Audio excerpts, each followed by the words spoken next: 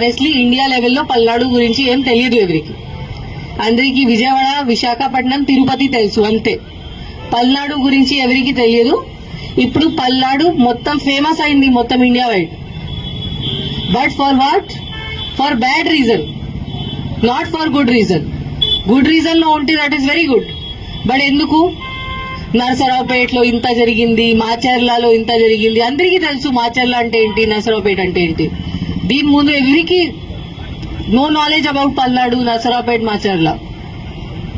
అది బాగానే ఉందా? బాగలేదు కదా. అట్లా ఉండాలా? లేదు కదా. సో ఇప్పుడు this is the last thing. ఇప్పుడు 4th నాడు మనకి కౌంటింగ్ జరుగుతుంది. ఇక్కడ Narasaraopet parliamentary constituency head quarter ఉంది. ఇక్కడే జరుగుతుంది కౌంటింగ్. దగ్గర మన టౌన్ బయటనే ఉంది కౌంటింగ్ వెన్యూ. ఇప్పుడు అందరూ చూస్తున్నారు. ఎలక్షన్ కమిషన్ కూడా నిన్న ఒక వీసీ చేసి ఆంధ్రప్రదేశ్ ది రివ్యూ చేయడం జరిగింది. అప్పుడు కూడా పల్నాడు డిస్ట్రిక్ట్ కి ఎంత టైం ఇచ్చారు, అంత టైం ఎవరికి ఇవ్వలేదు. ఇంత కాన్సన్ట్రేట్ చేశారు పల్నాడు డిస్ట్రిక్ట్ మీద. సో ఇప్పుడు అందరూ చూస్తున్నారు పల్నాడు అంటే ఏంటి, కౌంటింగ్ రోజు మళ్ళీ ఏదో జరుగుతుందా అట్లా అనుకుంటున్నారు. మళ్ళీ ఏదో జరిగితే పల్నాడు పోలీస్ పేరుది నాశనం అవుతుంది. పల్నాడు పోలీస్ మీద ఎవరికి నమ్మకం ఉండదు. So this is our last chance.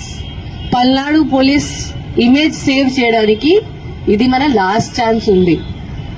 But as నేను చెప్పాను, నాకు తెలుసు దట్ పల్నాడు పోలీస్ ఆఫీసర్స్ మీరు అందరూ ఉన్నారు. You are very good quality officers. చాలా ఎక్సలెంట్ ఉన్నారు, చాలా ఫిట్ ఉన్నారు, చాలా డెడికేటెడ్, చాలా హార్డ్ వర్క్ కూడా ఉన్నారు. ఓన్లీ ఒక డైరెక్షన్ మీకు కావాలి, ఒక లీడర్షిప్ మీకు కావాలి. ఆ డైరెక్షన్ మీకు ప్రాపర్ గా ఎవరు ఇస్తే మీరు ఏదైనా చేయగలుగుతారు. అది నాకు తెలుసు. అండ్ ఇప్పుడు టైం వచ్చింది. ఆ టైం వచ్చింది.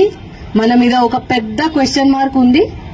ఆ క్వశ్చన్ మార్క్ క్లియర్ చేయడానికి మనకి టైం వచ్చింది. మనం ఇప్పుడు చూపించాలి that how strong Palnadu police can be. కి ఇక్కడ నరసరావుపేటలో పల్నాడు డిస్ట్రిక్ట్ లో పల్నాడు పోలీస్ ఉంటే ఎవరు ఏం చేయడానికి లేదు, ఏం క్రిమినల్ యాక్టివిటీ ఇక్కడ జరగడానికి లేదు.